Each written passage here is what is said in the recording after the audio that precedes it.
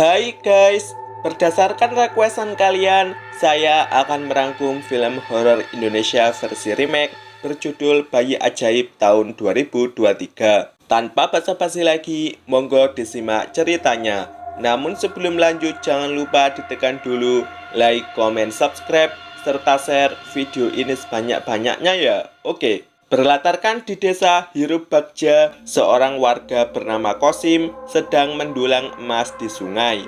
Bak kejatuhan bulan karena nyatanya ia malah mendapat sebongkah berlian. Atas dasar ini, Kosim menikahi Laras.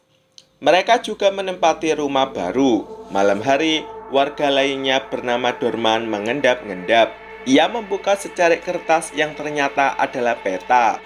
Penjelajahan dilanjutkan hingga Dorman kepleset. Positifnya, Dorman berhasil mencapai tujuannya, yaitu makam Albert Dominic. Dorman pulang membawa tengkorak Albert. Terlihat sudah tersedia barang-barang ritual sehingga tengkorak Albert diletakkan dalam nampan. Dorman kemudian mengambil ayam yang dimatoikan terlebih dahulu, kemudian darahnya disiramkan ke tengkorak Albert. Dari sini ritual dimulai. Namun terhitung gagal karena ternyata uang yang disetorkan Dorman tidak mengganda, melainkan tetap menjadi daun. Tiba-tiba tengkorak Albert bersabda, "Saya akan memberikan kakek kehidupan." Film pun dimulai. Paginya, petinggi desa mengumumkan akan terjadi gerhana bulan sehingga mak-mak dan anaknya disarankan tidak keluar rumah karena Bisa diculik setan. Pindah ke Laras yang konsultasi ke tabib bayi bernama Ati untuk mengontrol kehamilannya yang saat ini sudah hampir siap berojol. Lihat bentuk perutmu, sudah pasti dia laki-laki. Laras memberikan tip, kemudian ia pamit pulang. Di sisi lain, Kosim yang saat ini adalah juragan tanah sedang menyaksikan anak buahnya menghajar Ujang yang gak mau membayar hutang. Mau dibayar pakai tanah atau pakai tangan? Laras berjalan sendirian di tengah teriknya matahari. Ia menembus semak-semak hutan. Tiba-tiba anjing hitam menggonggong mengejarnya. Sampai malam, Laras terus berlari hingga kepleset. Ia ketakutan sendiri karena bertemu Dorman yang menyalakan udutnya. Bangun-bangun, Laras sudah terbaring di atas tanah yang merupakan kuburan Albert. Para warga pun mencari Laras atas utusan Kosim. Laras terbangun di alam barzah. Ia bertemu dengan kakek tua yang tak lain tak bukan adalah Albert. Ia langsung diajak main adu penalti. Dasar nggak berguna, udah jadi arwah pun masih sempatnya punya birahi. Gerombolan warga dipimpin Kosim berhenti karena mendengar suara Laras. Beruntung sekali mereka berhasil menemukannya. Laras pun digendong untuk segera diberi pertolongan pertama oleh Ati. Anak saya tidak apa-apa kan, Ma? Di luar, Kosim mewanti-wanti anak buahnya agar yang terjadi kepada Laras tidak sampai bocor ke telinga warga. Atik berdoa karena mau tidak mau Laras harus melahirkan sekarang juga. Kosim pun dipanggil dan Heti disuruh mempersiapkan segala sesuatunya. Ditemani Kosim, Laras berjuang di masa persalinannya. Ternyata yang keluar malah sebongkah daging. Di luar, petinggi desa keliling memperingatkan jika gerhana bulan telah terjadi. Sementara Ati menyuruh Heti untuk mengamankan bongkahan daging tersebut dengan ditutupi kain sebagai penghormatan kepada gerhana bulan. Jangan sampai wajahnya jadi belang. Heti meletakkannya begitu saja. Gerhana bulan perlahan memudar. Sinarnya nyentrong ke bongkahan daging. Usut punya usut, ternyata itu adalah ulah Dorman yang menempati janjinya, yaitu memberikan kehidupan kepada Albert. Heti kembali melihat bongkahan daging yang ternyata hilang. Ia malah mendengar tangis bayi dari kamar sebelah. Setelah dicek, benar saja ada bayi, namun berwujud kepala Albert. Kosim yang baru datang menyaksikan Heti sudah meninggal. Demikian pula dengan Atik. Peristiwa ini berpengaruh ke Dorman karena ia mendapat uang darinya. Qasim dan Atik mengamankan jenazah Hetty di gerobak kuda. Qasim segera bangkit karena mendengar suara bayi. Anak saya, Pak. Qasim pun mencoba mencarinya sampai menembus semak-semak, hingga ia berhasil menemukan bayi utuh di bawah tanah. Qasim pun membawanya pulang untuk direview bersama Laras. Mereka memberinya nama Hadi. Hadi Nugraha. Kita panggil Didi. Kegiatan ini disaksikan oleh Atik. 7 tahun kemudian diadakanlah Pilkades. Qasim adalah calon nomor urut 2. Beberapa tradisi dilaksanakan, termasuk di rumah Qasim yang mengadakan open house. Tak disangka-sangka, ternyata Soleh sebagai pesaing utama Qasim sekaligus sang petahana juga datang. Adu mulut pun terjadi. Qasim menilai jika dirinya lebih layak karena dirinya adalah warga desa Tulen, sementara Soleh merupakan pendatang baru. Istilahnya, numpang. Mendengar hal ini, istri Soleh bernama Yuni turut ngadem-ngademkan suaminya.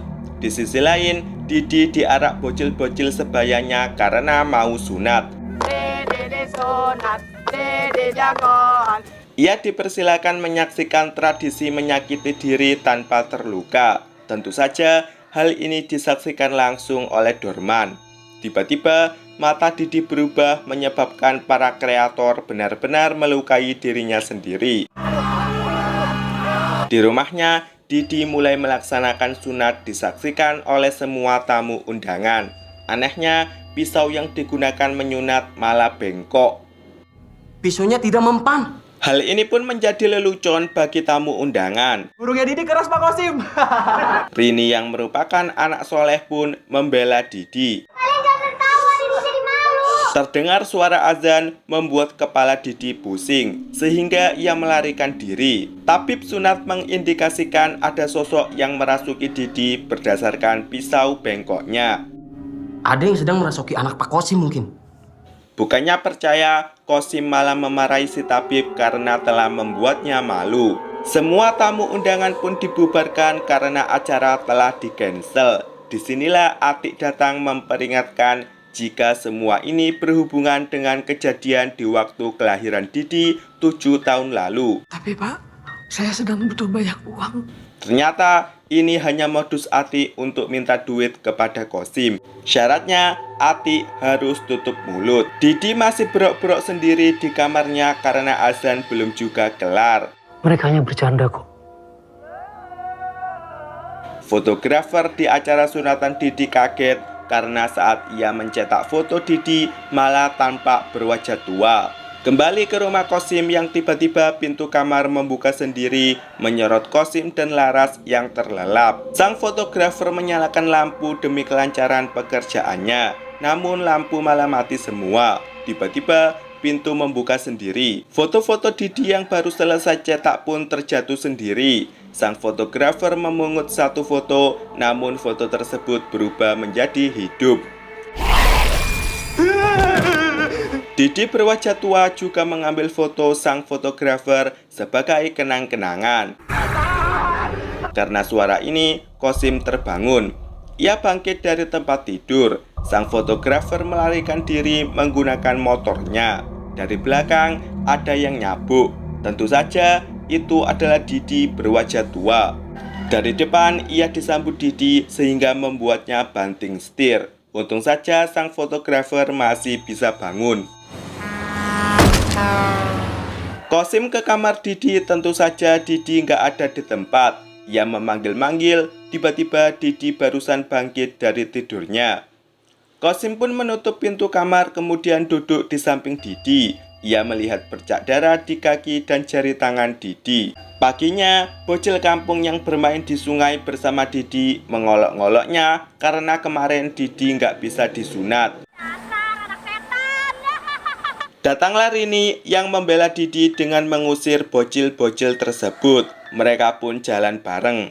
Ahmad datang membalas dengan melempar ular ke Rini sehingga ia lompat ke sungai menyebabkan Rini kintir terbawa arus. Gercep sekali Didi menolongnya. Dorman dikabari pengikutnya jika tempat prakteknya mau ditutup kepala desa. Kita harus... Seketika, Dorman merasa pusing sehingga ia masuk ke ruangan praktiknya untuk berkomunikasi dengan Albert Dominic.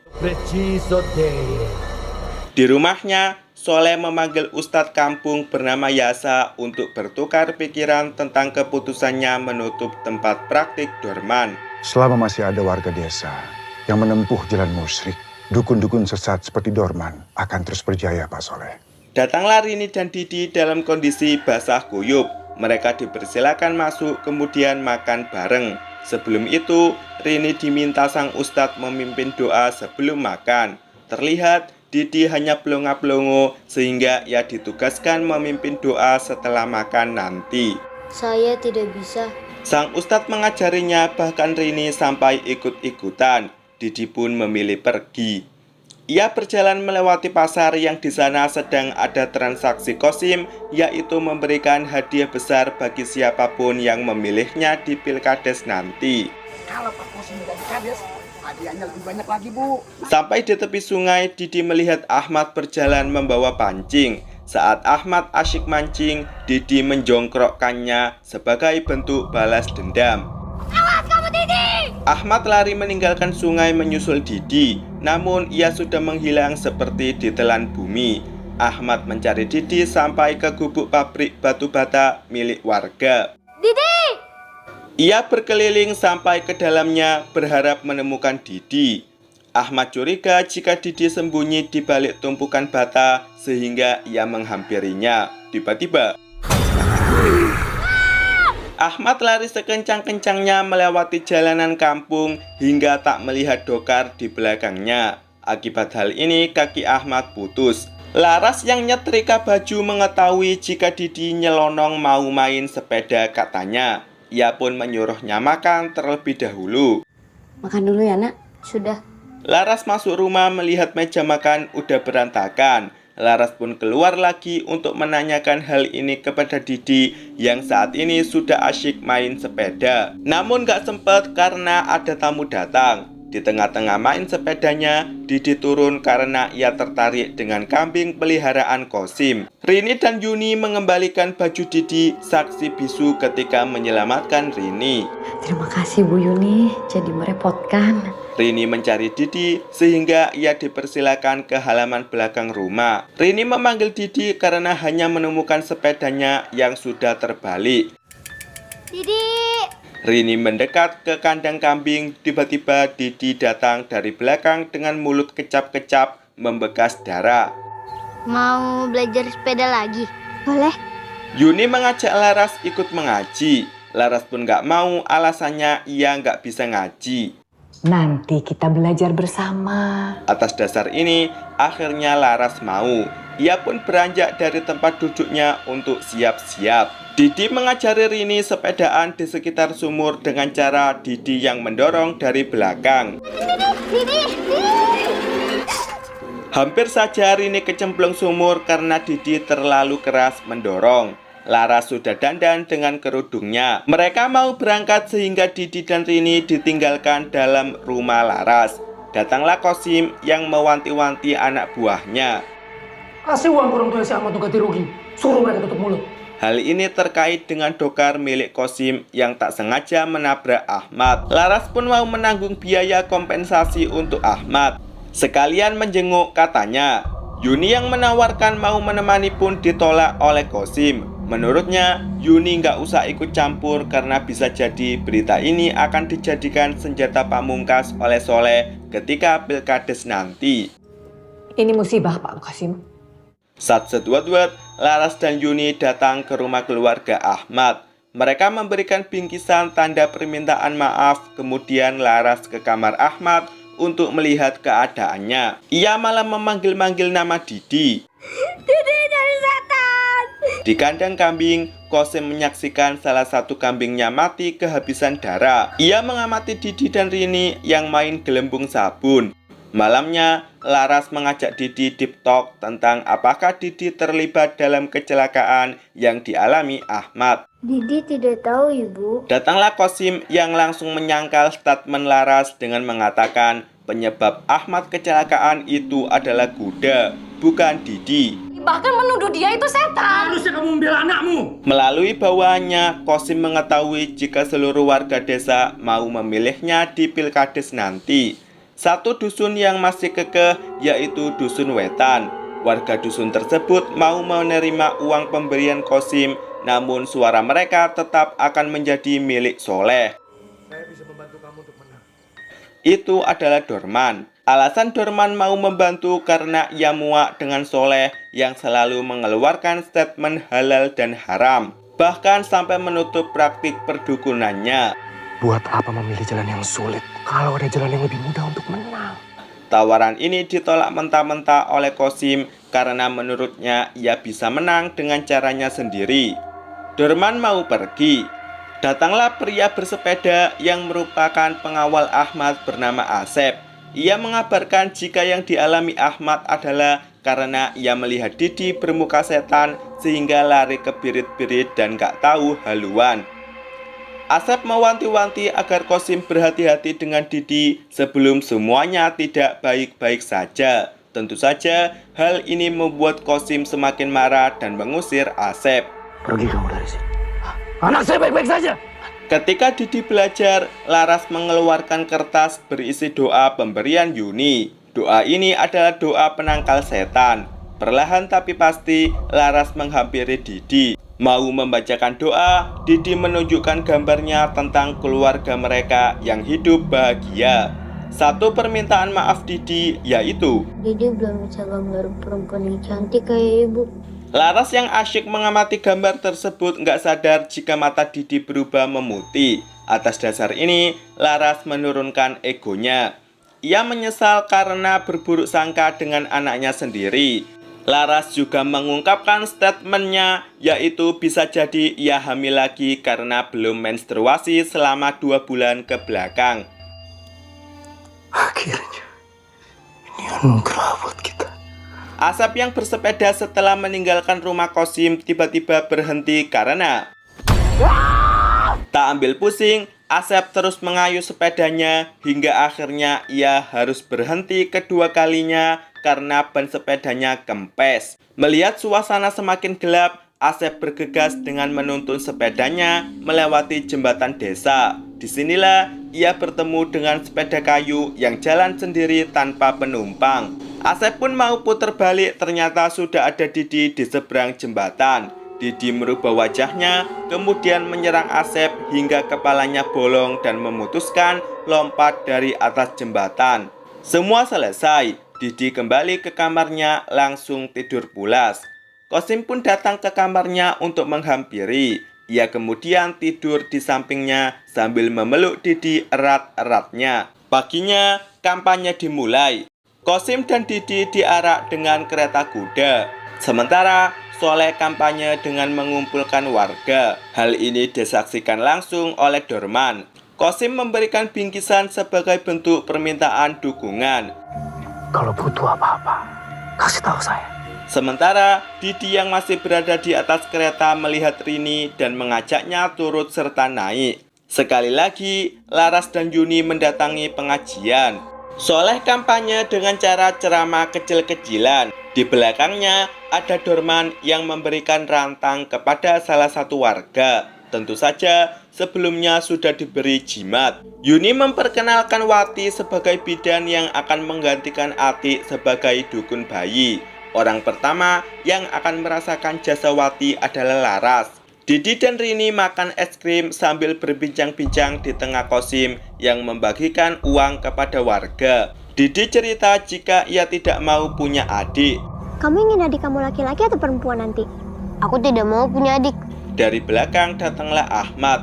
Ia tatap-tatapan dengan Didi hingga akhirnya Ahmad ketakutan sendiri. Melihat hal ini, Didi lompat dari kereta kudanya.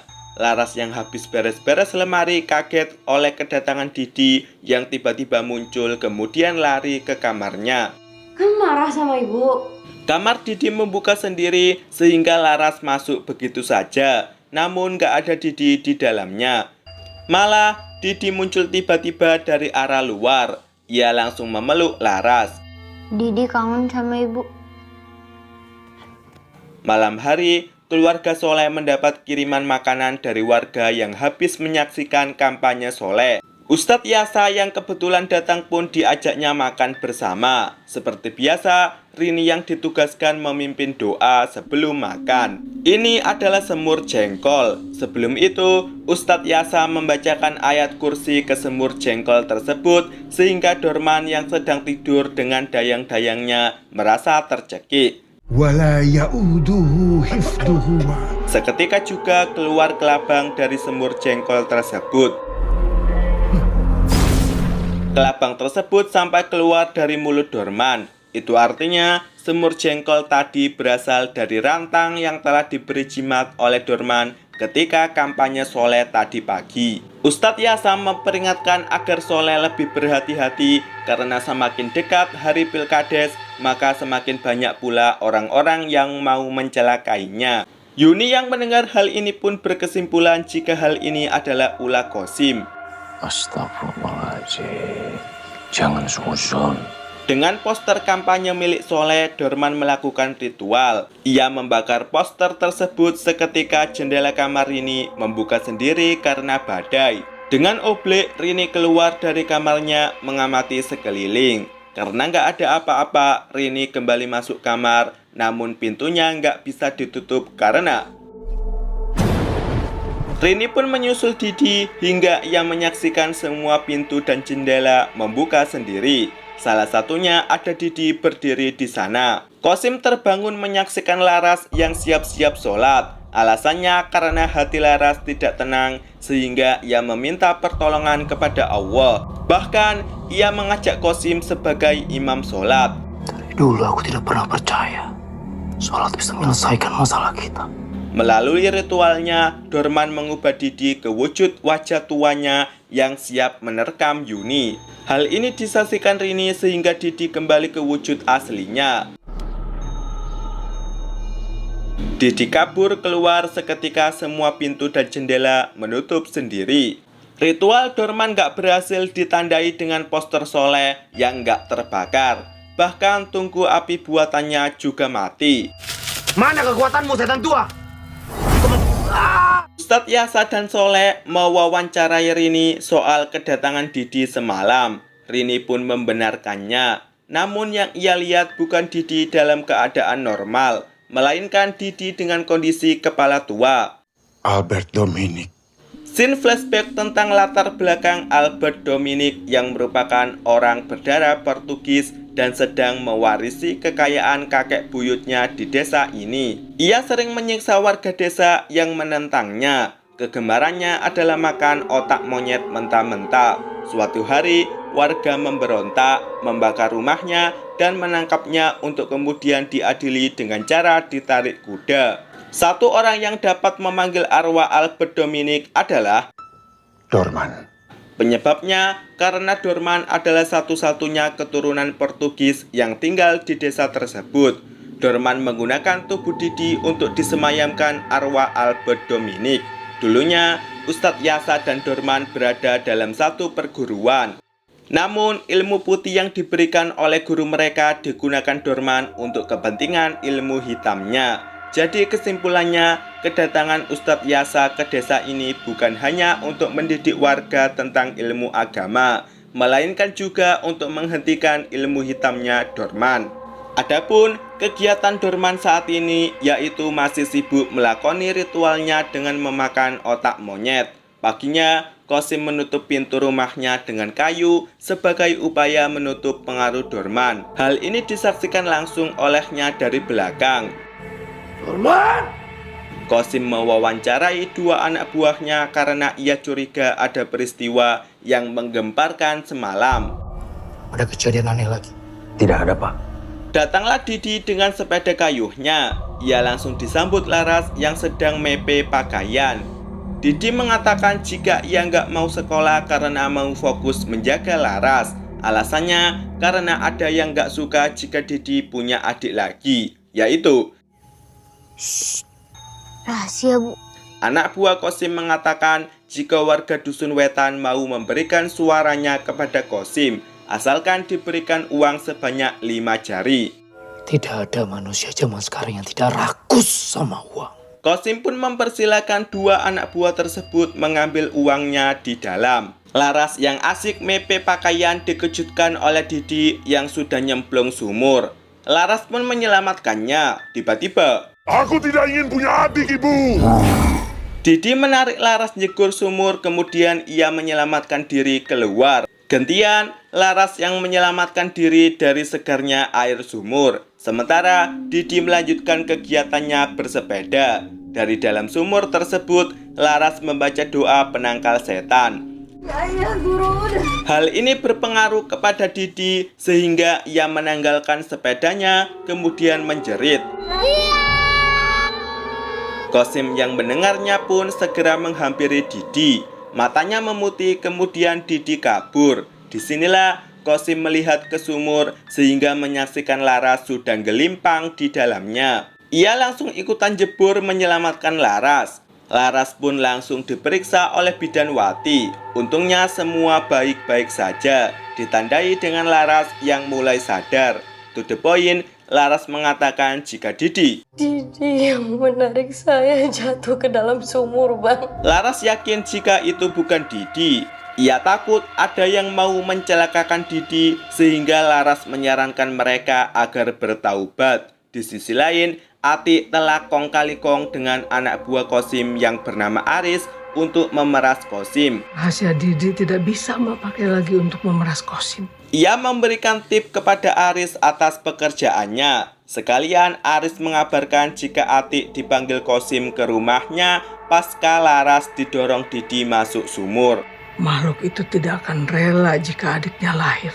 Malam hari, Aris goncengan dengan Atik menuju rumah Qasim. Dalam perjalanan mereka harus berhenti karena motor Aris mogok. Atik melihat sesuatu dari semak-semak sehingga Aris menyalakan korek untuk dijadikan penerangan guna mengetahui sesuatu yang ada di balik semak-semak tersebut.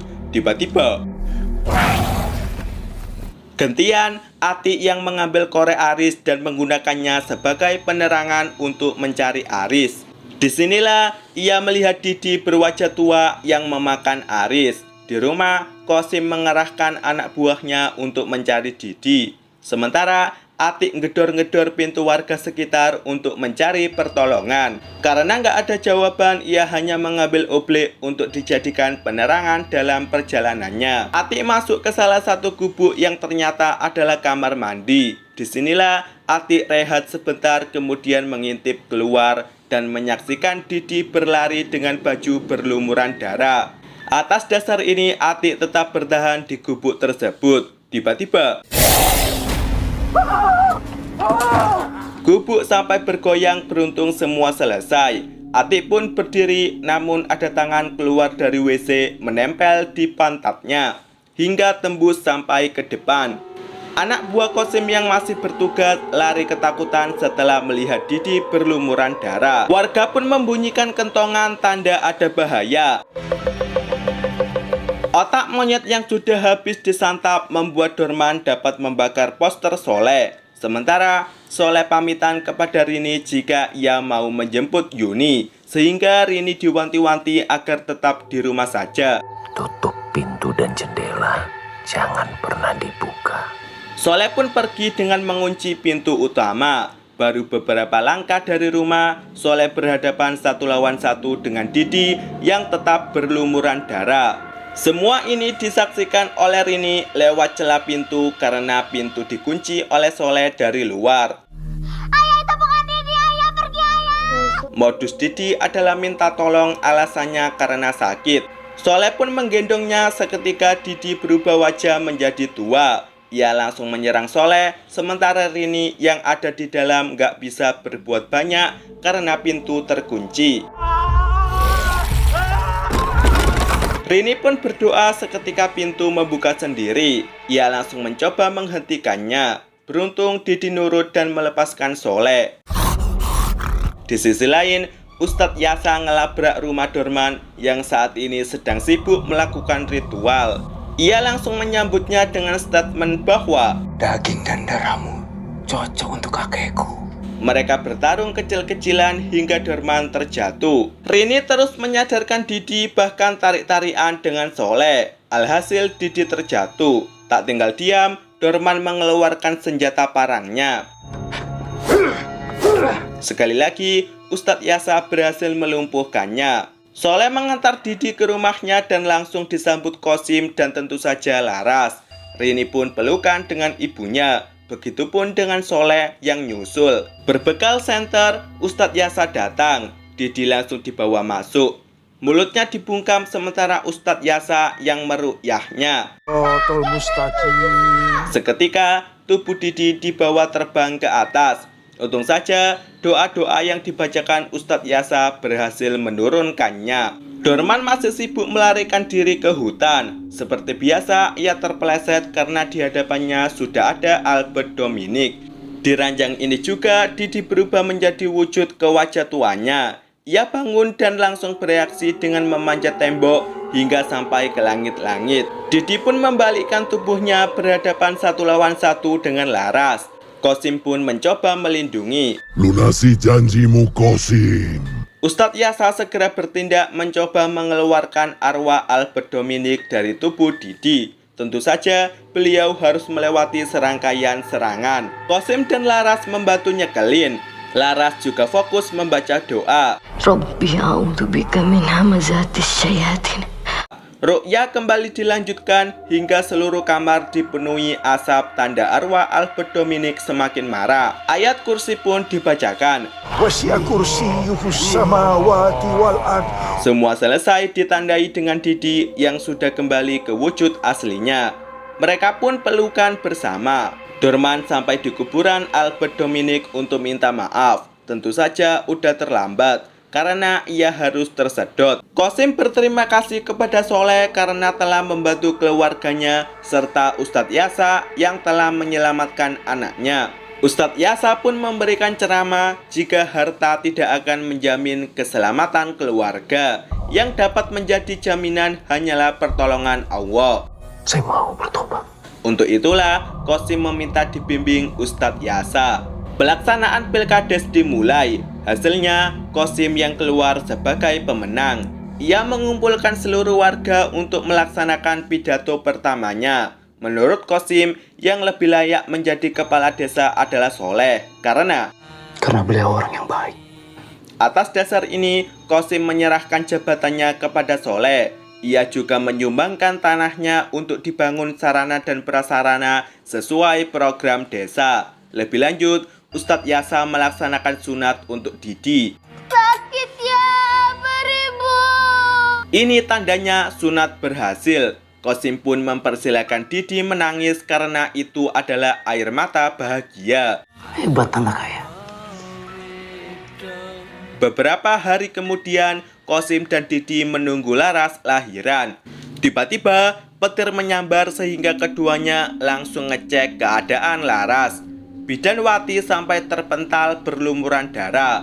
Keluarlah setan perempuan yang kali ini menggendong bayi Laras. Setan itu memberikan penawaran kepada Qasim mau menyerahkan bayi tersebut atau Didi. Film pun berakhir. Ending yang menggantung. Mungkin saja ada sequel keduanya karena kita belum tahu utang apa yang menjerat keluarga Qasim. Patut ditunggu. Oke, film ini mendapat 5,7 dari IMDb. Untuk rating versi saya beri nilai 6,5. Sampai di sini rangkum film Bayi Ajaib tahun 2023 dan see you next video.